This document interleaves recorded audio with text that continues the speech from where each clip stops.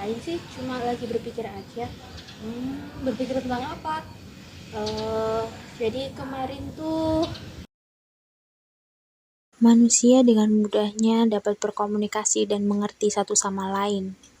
Tapi hal tersebut akan berbeda jika manusia dengan binatang misalnya. Kira-kira kenapa ya? Oh, tentang itu.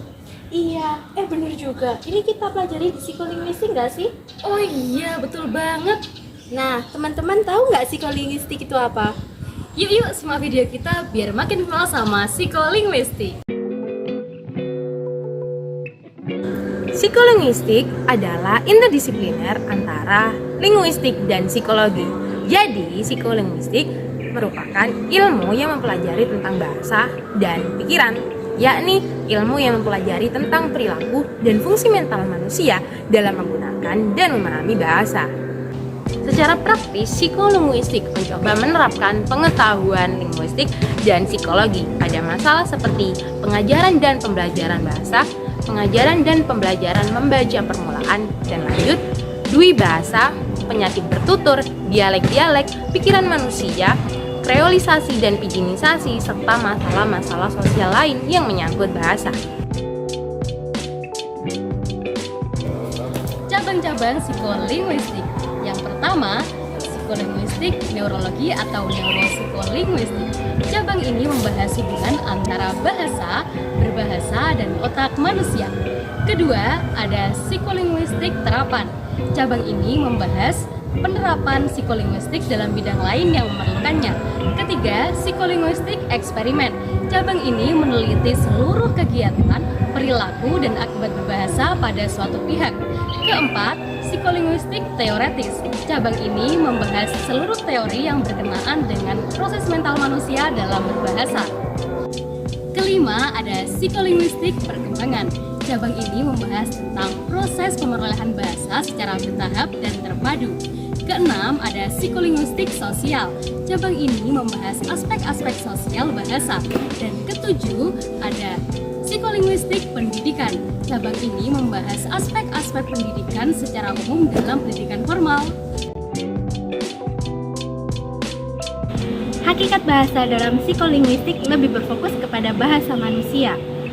Seperti yang kita ketahui, baik binatang maupun manusia memiliki cara tersendiri untuk berkomunikasi antar sesamanya. Meskipun memiliki beberapa aspek yang sama antara kedua bahasa tersebut, namun bahasa manusia memiliki ciri khusus yang membedakan dengan bahasa binatang tersebut.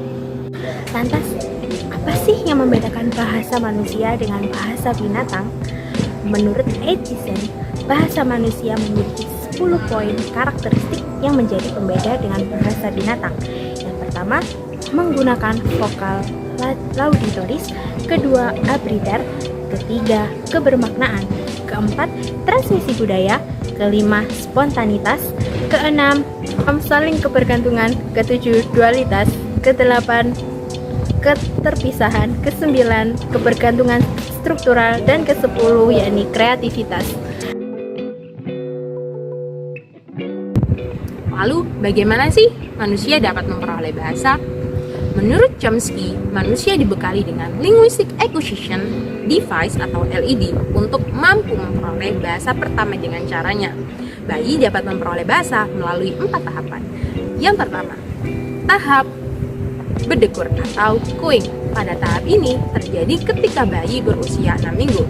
Bayi mulai mengeluarkan bunyi-bunyi seperti teriakan, rengekan, dan berdekur. Bunyi yang dikeluarkan bayi ini mirip dengan vokal atau konsonan, namun terdengar tidak jelas. Yang kedua, tahap pengocehan atau babbling. Pada tahap ini, bayi mulai mengeluarkan bunyi tak bermakna.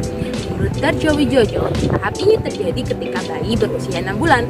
Namun, menurut ahli lain, tahap ini terjadi ketika bayi berusia 8 sampai dengan 10 bulan. Perbedaan seperti ini wajar terjadi karena dipengaruhi oleh neurologi setiap anak. Ketiga, tahap satu frasa, satu kata atau holofrasis. Pada tahap ini terjadi ketika anak berusia 1 tahun. Pada tahap ini anak mulai menghasilkan bunyi berulang dengan makna yang sama. Misalnya kata mam, ma, pa. Keempat, adalah tahap 2 kata, 1 frasa. Tahap ini terjadi ketika anak berusia kurang lebih 2 tahun. Contoh kata yang dihasilkan yakni mama, mam, papa, ikut.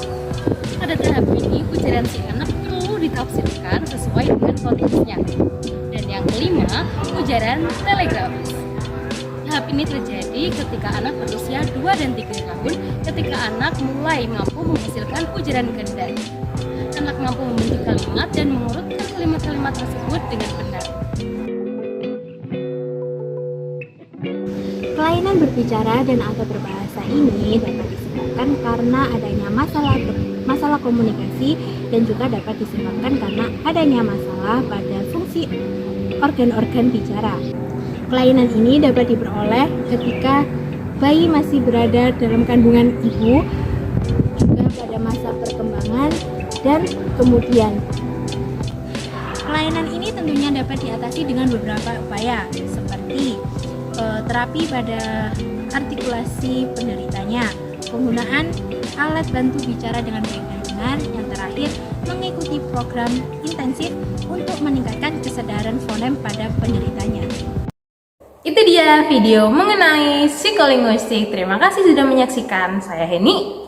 Saya Mila. Saya Nuril. Kami dari kelompok 4 pamit undur diri. Terima kasih dan sampai jumpa.